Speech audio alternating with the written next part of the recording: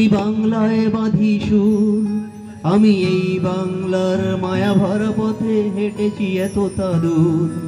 বাংলায় আমার জীবন আনন্দ, বাংলা প্রাণের সুর। আমি একবার দেখি, বারবার দেখি, দেখি বাংলার মুখ। পৃথিবীতে সমাজে সবসময় সমান বুদ্ধি সম্পন্ন মানুষ হয় না। যারা কল্পনা করে পৃথিবী সমান হবে, তাদের দিবাস্বপ্ন কোনদিন পুরো হয়নি। লক্ষ বছর ধরে কল্পনা করা হয়েছে সব সমান হয়ে যাবে। প্রকৃতি এটা নিয়ম, প্রকৃতির সবাইকে সমান করবে না। কারো বুদ্ধি বেশি, কারো বুদ্ধি কম থাকবে। যারা ইয়ং ছেলে পেলে আছে, যারা চাকরি করে, যারা পড়াশোনা করে, তারা মাসে মধ্যে বসুক। আমাদের একটা ঘর আছে বাংলা ভবন, মাসে 15 দিন সেখানে বসুক, ইন্টেলেকচুয়াল ডিবেট করুক, কথাবার্তা শিখুক। ইউটিউব দেখে আর ফেসবুক দেখে জ্ঞান যেন লাভ না করে, অথেন্টিক বইগুলো পড়ুক। প্রত্যেক বছর এখানে কার্যক্রম হয়, তো আমি আসি। আমাদের এখানে এটা বাঙালি বহুল ক্ষেত্র, আর আমাদের লোক এখানে কম। এই জিনিসটাকে আমাদের সমাজের ভিতরে জাগৃতি করার দরকার আছে।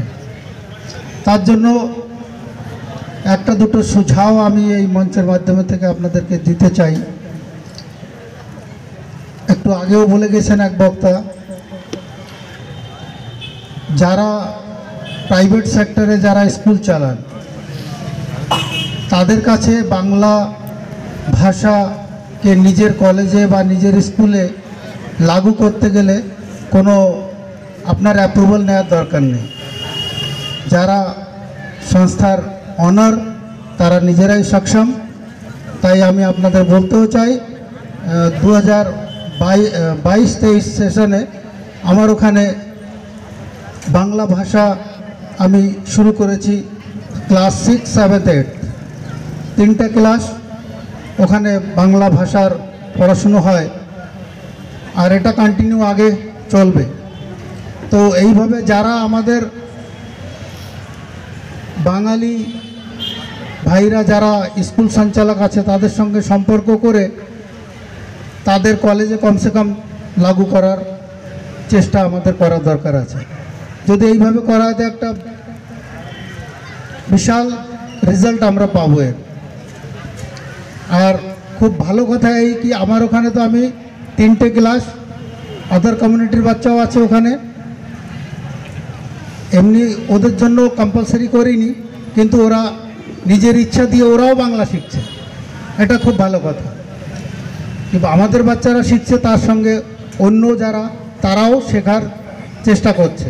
তো এইভাবে একটা সুঝাও তাদের সঙ্গে প্রচেষ্টা করার দরকার। আর দ্বিতীয় কথা, যেটা আমি বুঝি, আমার একটা ধারণা যেটা আমি বুঝতে পেরেছি, সোসাইটির জন্য কোনো যদি কাজ করতে হয়, তাহলে ওটাকে ওর পিছনে যে ইন্টেনশনটা থাকবে, ওটা সমাজ হিতে থাকার দরকার, পলিটিক্যাল থাকার দরকার না। পলিটিক্যাল উদ্দেশ্যের পূর্তিভাবে যদি আমরা কোনো কাজ করতে যাই, তাহলে সমাজের ভিতরে একটা অবিশ্বাস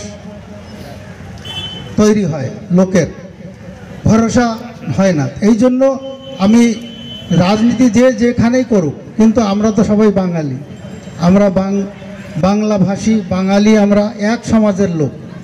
বিচারধারা আলাদা আলাদা হতে পারে, থাকতে পারে, কিন্তু যেখানে বাঙালি সমাজের হিতের কথা হবে, সেখানে আমাদের পলিটিক্যাল পার্টি, পলিটিক্যাল বিচারধারা সেকেন্ডারি হওয়ার দরকার, সমাজ প্রথম হওয়ার দরকার।